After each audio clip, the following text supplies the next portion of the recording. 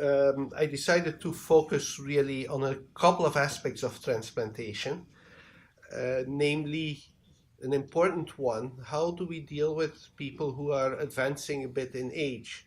Transplant is a technology that has been around for a long time. And before I start, I always like to thank the many colleagues over the years with whom I've had the chance to work. I won't mention all the names here, but there's a number of people you will recognize here, a number of institutions that I've worked.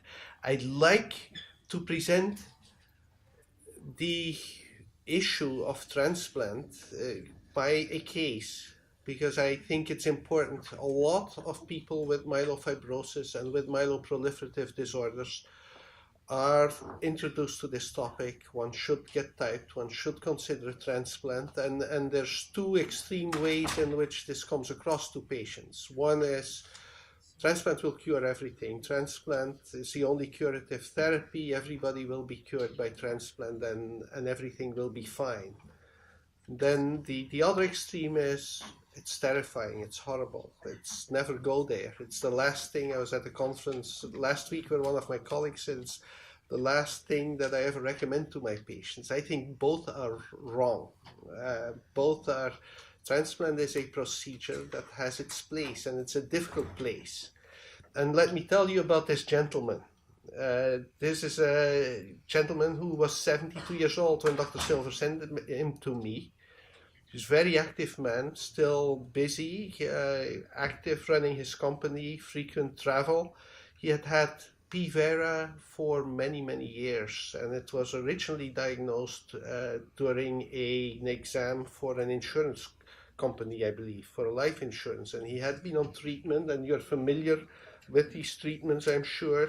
Hydroxyurea, he had been on phlebotomies, he had been on interferon, he'd even been on imatinib in the early days, I believe, when it was around. Ruxolitinib, 6-mercaptopurine.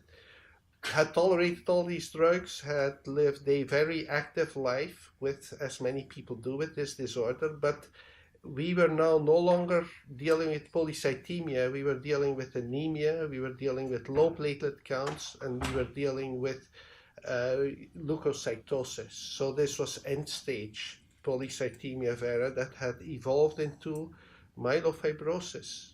There was a TET2 mutation, there was a JAK2 mutation, there was a 13q chromosome abnormality.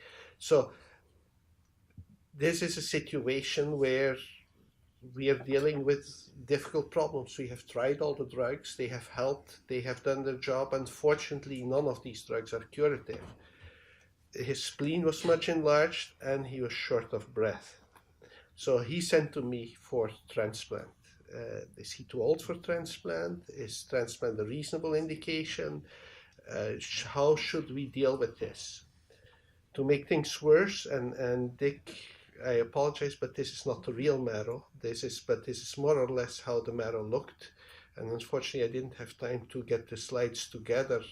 But this is his CT scan of his lungs, and he was short of breath, and something was going on in his lungs. And what that something was turned out to be extramedullary hematopoiesis. So meaning that the myelofibrosis, that the disorder had gone to the lungs and there was hemorrhage in the lungs. So this disease was really affecting his health. So there's not much medical that we can do. How can transplant help? So transplant is a very old procedure already. This is 1957, this is Don Thomas from Seattle, who got the Nobel Prize 30, 40 years later, who spent his long career working on developing transplant, together with another couple of people around the world. But in 1957, he already published in the New England Journal of Medicine, so the top journal in our field, how we could transplant people. And he showed that these are the number of transfusions. These were not myelofibrosis patients, but this is a patient who is transfusion dependent. He get transfusion day 1, 2, 3, 4, 5, had aplastic anemia. Then they gave him radiation in those days, and they gave him marrow from another donor. And you see how the number of transfusions declines. He really starts producing his own red blood cells, and these are donor red blood cells that appear. So the whole concept of transplant is this one.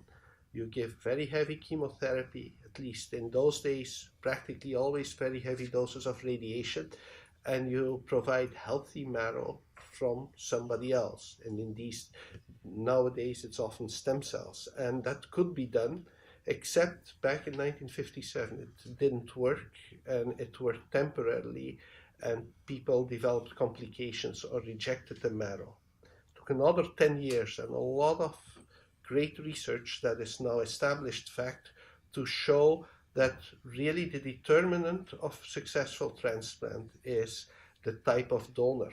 And the best donor for a bone marrow transplant is a sibling, brother or sister, who has the same HLA type. And many of you must be familiar with this, but HLA type, complicated to say, but think of it, complicated to explain, think of it as the major antigen that makes us react against foreign tissues. It's a complicated system. We all have many different HLA antigens. They are all on chromosome 6. So one can think of the HLA system within a family as being inherited according to Mendelian laws. So Mendel did the white piece and the green piece, and we get one H chromosome 6 from our father, one from our mother, and the chance that we match our sibling is 1 out of 4. When we do a transplant with an HLA matched sibling, somebody who shares that green chromosome and that red chromosome, then we will have a successful transplant. And Don Thomas, again, back in 1979, shows this in AML patients. For the first time, acute leukemia, for the first time was cured. So the patients now did well 1 year, 2 years after transplant. A lot of these patients remained in remission. So this was revolutionary. This is quite old now, but this was quite a revolution. Difference, and I took this out, the problem here was that, well, let me go back. This is then work. At some point, I should have left, but I made this. This is what the work that we did with Ron when we worked all together at the University of Illinois, when we transplanted patients with myelofibrosis with matched siblings, and we showed how the fibrosis could disappear over time. And then Damiano Rondelli, who I'm sure many of you know, later on updated these data. Problem was, transplant, the principle was shown, they were HLA identical siblings. We look back at Don Thomas's early work, these patients were 22 years old. Many were median ages 22, the oldest one was 47. So this is a treatment for young people. How do we treat this? So this is my young patient when I was back in Texas at another stage in my career, and she went through a transplant and went back to her rodeo. Nowadays, it's more this gentleman who's worked on the 9/11 cleanup and may have developed secondary leukemia from this. This lady who's in her 70s, this gentleman who has severe COPD, all of them have undergone transplants. That's more the age group that we deal with. So it's a different world, and it's an important different world. Why do we take on these older patients? How can we take it on? How can we take them on? We have better supportive care. We understand this HLA matching better. We have better chemotherapies. We are just better in getting patients through these transplants. Vice versa, older people are also healthier than they were when Don Thomas did this. People have taken their antihypertensive, have taken their cholesterol medications. So people now who are 70 are a lot healthier than people 30 years ago who were 70. So things are changing.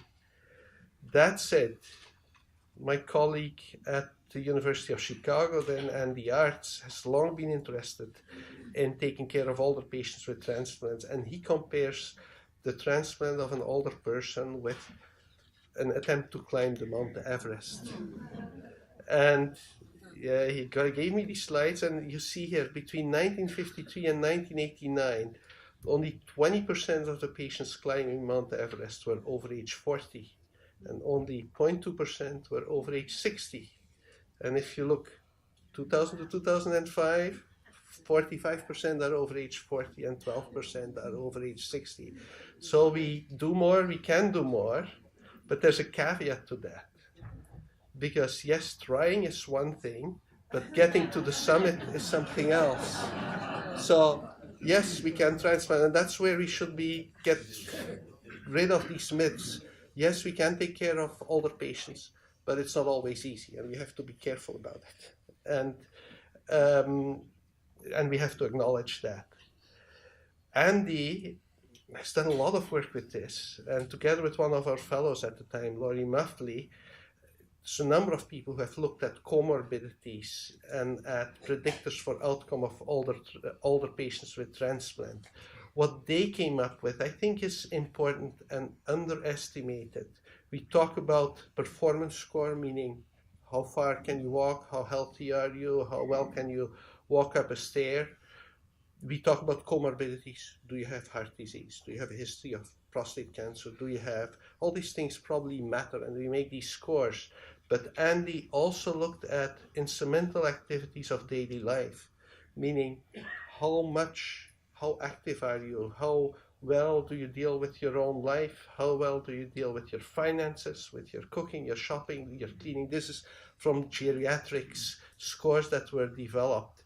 And he always argues very few men can do their cooking or their cleaning, but you have to take that with a grain of salt. But what he found was that this was a very important predictor. When he did this, he comorbidity score, combined it with activity of the patient. Then if patients had few comorbidities and were active, they did great. If they had poor activity and a lot of comorbidities, they did very poorly. And I really think that's true. That's a very important determinant of offering a transplant to somebody, how well people do. Back to our patient. So same problem. He has dyspnea, he has difficult disease. He has comorbidities. He had a history of prostate CA, although totally under control, some skin problems. We found some cardiac problems. So this gives him this comorbidity score of 7. But activities of daily life, this gentleman is, more active than I am. And so you have a discrepancy. How do you deal with this? And then we had a long talk with him, and he knew his disease, obviously, and he had dealt with this for a long time, and he knew that this was going to be difficult, that he had very few alternatives, and then we went forward. Now, the next thing is we need a matched sibling. And all the patients, that's another problem that increasingly occurs. All the patients have fewer siblings. Siblings are often less healthy. And this patient had an HLA identical sister who unfortunately could not donate, was unable to donate. And that's not uncommon. And we had a lot of discussions about this with the patient, with the sister, with Dr. Silver. But I can tell you from my experience, older people, they live far, they have health problems themselves. We consider donation an easy thing. It's not always easy, and we turn a lot of them down or they cannot come. So what do we do next? We look for unrelated donors, and we didn't find one. So there's many donors in registries, unrelated donors, and this has to do with this complexity of this HLA system within a family. It's 1 out of 4. Within this room, probably nobody matches each other unless they are brothers and sisters. Within a population, we have 15 million or so donors worldwide.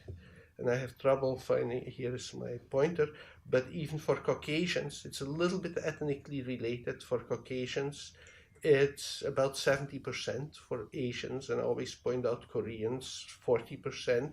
For African American people, it's much lower for a variety of reasons. So we hardly find unrelated donors. So what do we do then? There's a number of things. This is just put it in perspective. For our patients over the age of 50, only 20% have HLA identical donors in their family, 50% have these unrelated donors, and another 20% have none. So that too has been addressed. There are increasing efforts at finding donors that are mismatched, and there's two major efforts here. Some centers use haploidentical donors, meaning children that are half-matched. We're all half-matched with our children, or parents that are half-matched with their children, or siblings that are half-matched. That's about 50%. Other centers use umbilical cords, and that's what we have focused on for a long time now. Umbilical cord is the leftover from a birth. This is an umbilical cord. The mothers donate often the stem cells, and they are collected and they are stored in facilities. The largest one being here right across the river in Long Island City. Long story short, Don Thomas already in 1957 said that use of fetal bone marrow, which is the same, seems to decrease foreign marrow reaction. This fetus, who has just spent most of all of his life inside a foreign person, the mother who shares only half of his genes, is tolerant to that mother. And so the fetal bone marrow really adapts to a foreign environment and causes less reactions. So long story short, we've been working on this for a long time. We combine these cord blood grafts with an adult graft, and the adult graft grows faster than the cord blood graft, and the cord blood graft comes in. This is the technique that we have worked on together with a group in Spain. And then over time, the cord blood graft takes over. We offered that to this patient, and he had actually a tough time. The transplant was in June 2016. He had a slow recovery of blood counts, but he did recover his blood counts. He had some graft versus host disease, meaning the attack of the graft against the patient's cells, but that turned out to be transient, and we treated him. You may be interested to know that ruxolitinib Jakafi has also activity against graft versus host disease, and currently he has no graft versus host disease. This shows the problems that we dealt with. That first winter was difficult. There were viral infections. It's a very immunocompromising condition and treatment, and Ron already told you about how all our drugs are immune compromising, and here this is very immune compromising, and one gets exposed, particularly in the first year, one gets exposed to viral infections and one has to deal with it. But we got him through all of this. We are now probably 17 months post-transplants. His counts are not 100% normal, they go a little bit up and down, but it's no longer JAK2 positivity. The donor cells are all there. The marrow, I should correct that. There is some fibrosis on the marrow, and that's what we see on these marrows. The donor cells grow, the donor cells produce red blood cells, but the fibrosis, the scarring, can remain for a long time. And his lungs that looked like this before the transplant now look pretty much normal. And so there's extramedullary hematopoiesis, and he's on minimal medications. He's managing back to his company, and he's traveled quite a bit since then. So I want to conclude that it's difficult to talk about all of transplant. But I think this is an important challenge. The fact that we need to be able to take care of older patients, that it's not a guarantee. I think we got to a certain degree, we got lucky. Things could have gone wrong, and things don't always go right. But it is an opportunity for people, and age by itself is far from a contraindication. There's plenty of older people who are good candidates, and having a sibling donor is far from a contraindication. There's a lot of advances that have been made, and I just showed you one example here. And I think people sometimes have dramatic benefit. And with that, should I ask you to come to say a couple words, Terry? I'm the guy.